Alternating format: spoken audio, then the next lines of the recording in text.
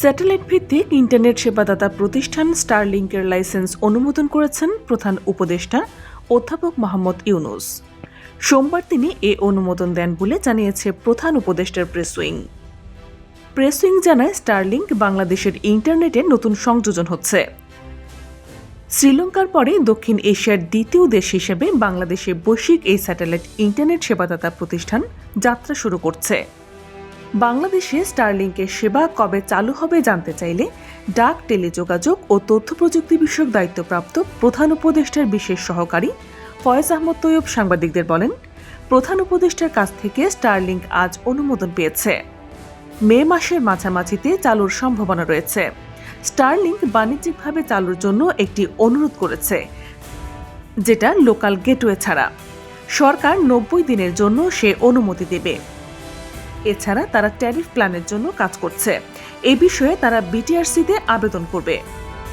Press উইংয়ের বিজ্ঞপ্তিতে ফয়েজ আহমদ তৈয়বকে উদ্ধৃত করে বলা হয়েছে, জুলাই গণ অভ্যুত্থানের সময়ে স্বৈরাচারী শেখ হাসিনা সরকারের উপর্যুপরি ইন্টারনেট বন্ধের প্রতিবাদে স্টারলিংককে বাংলাদেশে নিয়ে আসা একটি গণদাবিতে পরিণত হয়েছিল। পাশাপাশি বাংলাদেশকে বিনিয়োগ বান্ধব হিসেবে একটি বার্তা পৌঁছে দেওয়ার ইচ্ছে ছিল প্রধান উপদেষ্টার।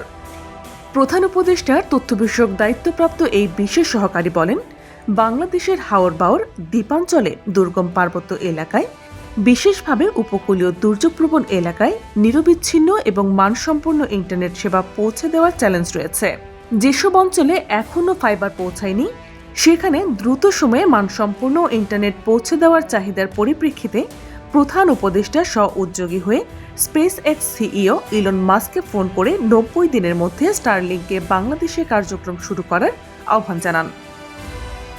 এর লক্ষ্য অর্জনে বিডা, বিটিআরসি, ডাক, টেলিযোগাযোগ ও তথ্য প্রযুক্তি বিষয়ক মন্ত্রণালয় এবং প্রধান উপদেষ্টার কার্যালয় নিবিড়ভাবে কাজ করেছে।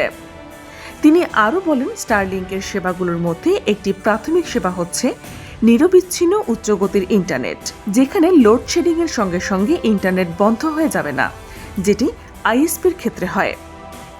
অনেক ক্ষেত্রে যদি লম্বা সময় ধরে লোডশেডিং থাকে, মোবাইল টাওয়ারের ব্যাটারির ব্যাকআপ ফুরিয়ে গেলে মোবাইল ইন্টারনেটেরও বিঘ্ন ঘটে।